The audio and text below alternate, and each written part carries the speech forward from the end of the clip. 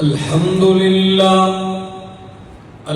لله الذي لا يكشف الشدائد إلا هو ولا يدفع المكائد إلا هو، وما مراد المشتاقين في الدارين إلا هو، وما مطلوب الواصلين في الكونين إلا هو.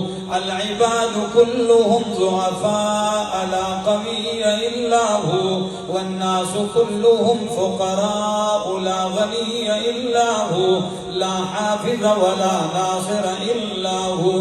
غافر الذنب وقابل التوب شديد العقاب ذي الطول لا إله إلا هو.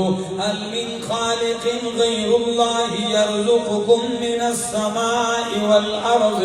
لا إله إلا هو. ومن يملك السمع والأبصار